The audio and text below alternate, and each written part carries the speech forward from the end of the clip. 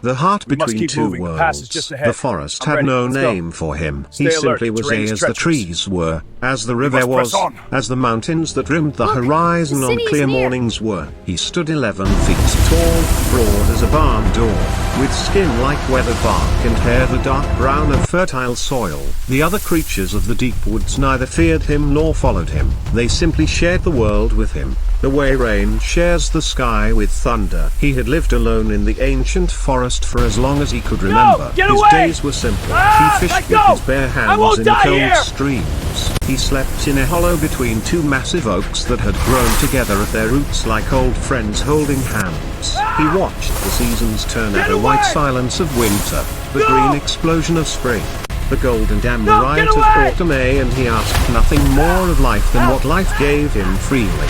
Then one afternoon, get away! the wind carried Ah, something let new, go! not a I scent. won't die here! Exactly, more like a feeling, a pull, the way a river pulls toward the sea without Quick! understanding why. He followed it, stepping through the tree line, pushing coming, get past the back! last row of ancient Attack pines, it now! and found himself standing at get the edge away! of something he had seen only from a great distance at a city. It rose in sharp lines and glass and noise. Everything his forest was not.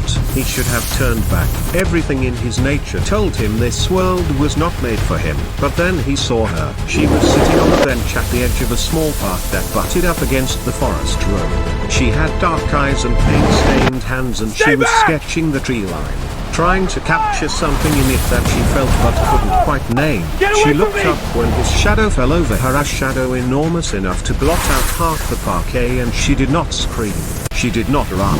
She tilted her head and studied him the way she Here, studied quick! the trees. "You're real," she said. "Yes," he answered, It's in a coming, voice get like back! a boulder rolling down a gentle Attack it hill. now! Her name was Mara. She was a painter who had moved to the edge of the city because she wanted to be close to the wildness of the forest, even if she never quite entered it. They talked until the sun went down, and he told her about the deep places in the woods where light fell through the canopy in columns like cathedral windows. She told him about back! Calais, about how she was always trying to put the feeling of those trees into something she could hang on Get the away wall. from me! He came back the next day, and the day after that. I'm safe. He sat I'm beside home. her bench. There was no question of sitting on it, and they talked, and she painted, and somehow the impossible became ordinary. The city around them muttered and stared at Here, first, but Mara paid them no mind, and eventually the giant man It's with the coming, get forest back! eyes became simply part of Attack the it neighborhood's now! strange and beautiful texture.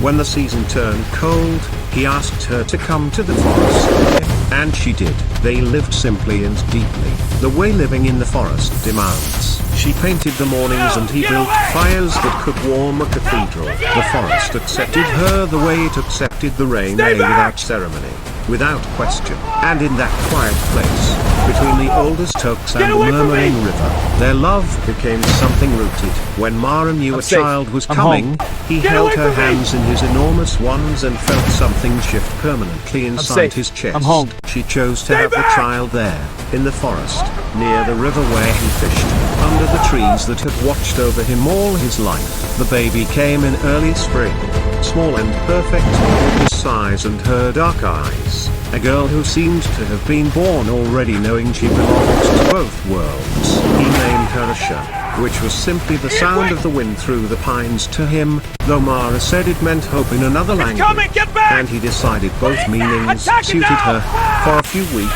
Get everything away! was golden and quiet. Then the river changed. He noticed at first a disturbance in the water, deep and slow and enormous. The fish vanished. The birds along the bank went silent. The surface of the river, usually clear and quick, began to move in a long, heavy pattern, like something breathing beneath it. Get He away! knew the way the forest bore no things. What it was before No, he saw get it. away! The Titano boa came from the deep marshlands to the south. An ancient serpent longer get than away! 20 men laid end Ah, to let end, go! thick I as a won't die fallen here! tree, with scales the color of deep river mud and eyes like two cold yellow moons. It had lived in the marshland for centuries, a sleeping god, but something had driven it quick! north, a drought, perhaps, or hunger, or simply the old coming, get restlessness of back! ancient things. It Attack found it the now! river, it found his territory, and it found the scent of the baby, small and new and warm. He met it at the riverbank, The fight was nothing like the stories men tell of such things. There was no roaring, no dramatic clash of great forces.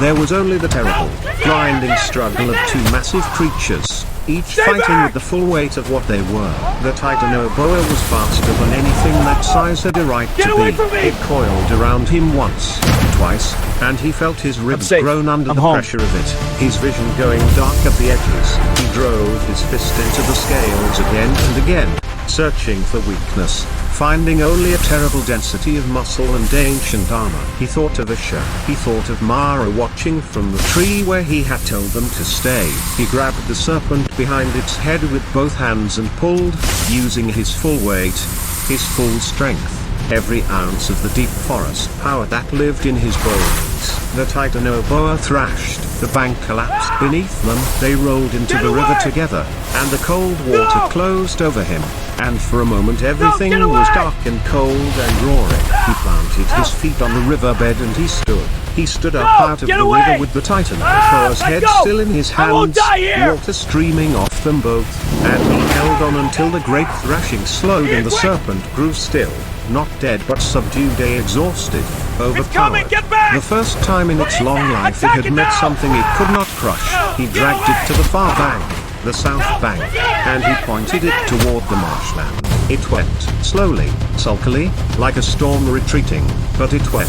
He stood in the shallows, breathing hard, his arms shaking, 3 of his ribs cracked, and he listened to the forest settle back into its normal sounds. Then he heard Asher, small and certain on the bank, and he turned and waded back.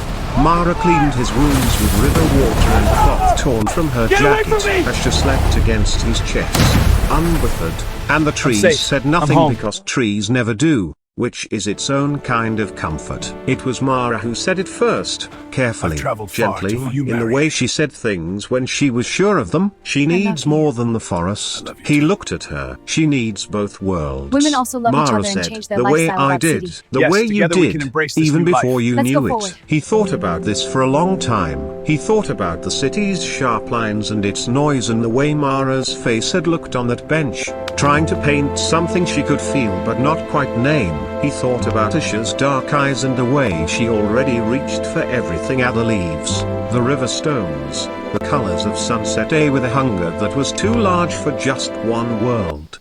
He thought about the bench at the edge of the park, and how there had been space beside it. Then we go back, he said. They returned at the edge of summer, the 3 of them, the giant man with bark brown skin and forest eyes, the painter with stained hands and a child on her back, and Asher, who looked at the city with the same quiet, assessing wonder she gave to everything.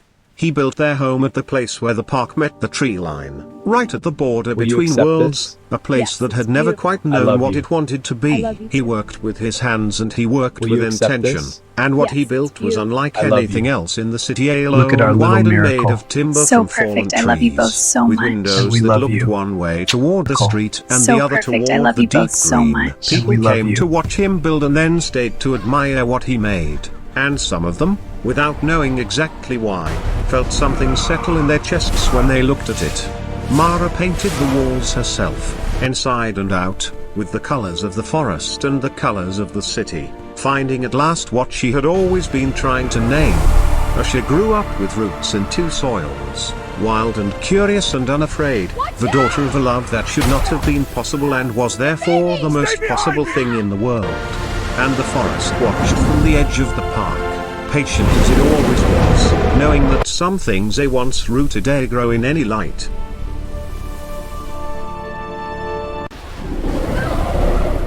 Protect the child!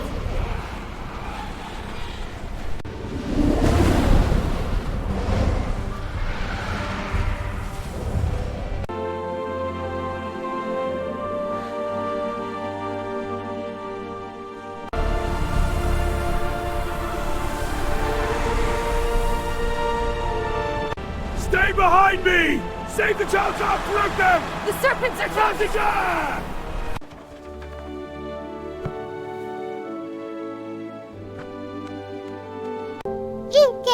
Yes, good morning, sweetie. Look at you, little one. Yes, Yes, good morning, sweetie. Look at you, little one. Aku.